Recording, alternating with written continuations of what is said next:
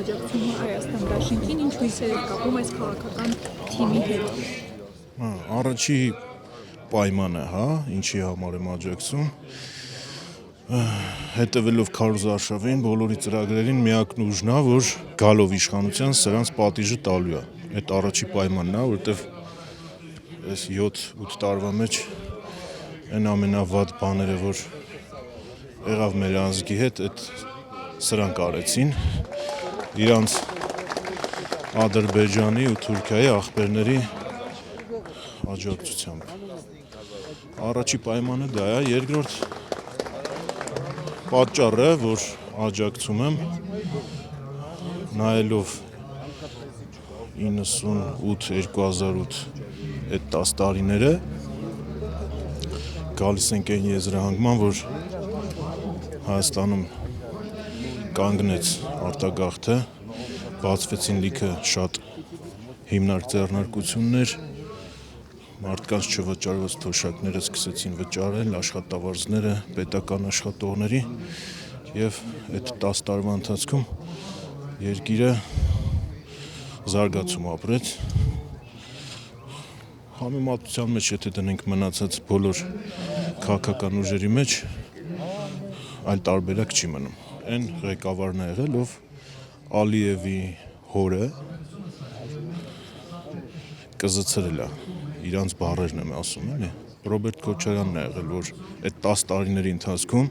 20 և ավել պետություններ ճանաչեցին հայոց ցեղասպանությունը, որը որ սրանք արդեն մերժում են, մոռացության են տալիս։ Սփյուռքը համախմբվեց Հայաստանի շուրջ Ռոբերտ Քոչարյանի շնորհիվ, ու այդ ընթացքում մենք զգացինք ինչքան ծաղկեց Հայաստանը, դիվանագիտությունը մեր արտաքին դիվանագիտությունը, քաղաքականությունը, մեր դաշնակցային հարաբերությունները բարձր մակարդակի վրա են եղել այդ 10 տարիների ընթացքում։ Ինձ թվում է ամենակարևոր պայմաններից երևի 2-3-ը ես նշեցի։ Եվ քարտեզի մասին կուզենք։ Քարտեզը այս իմ սրտի ցանկության քարտեզը չի, բայց այն ինչը մենք տեսել ենք, աչքներս բացել ենք ու այս տեսել ենք, որ սկսել ենք հասկանալ, մանկապարտեզից հետո այս տեսել ենք կոնկրետ։ Ավելն է եղել, բայց կոնկրետ սա ունեցել ենք, այս պայմաններում սրանց օրոք բոլորս էլ տեսանք։ Դե մինչև 18 թիվը։ Մինչև 20 թիվը, դե 18 թիվը ես ինչի համար եմ ասում, սրանց իշխանության գալու տարին եմ նշում, որովհետև ում ինձ պարզ է եղել սրանք ինչի համար են գալիս,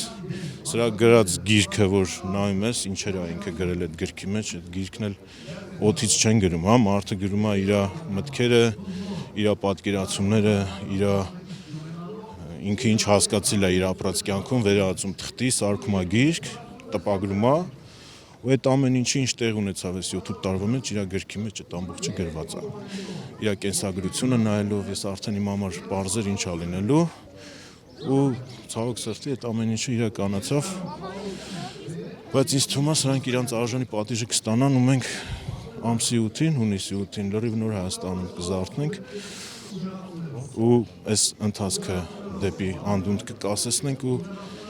կսկսվի մեր երկրի վերելքը արդեն։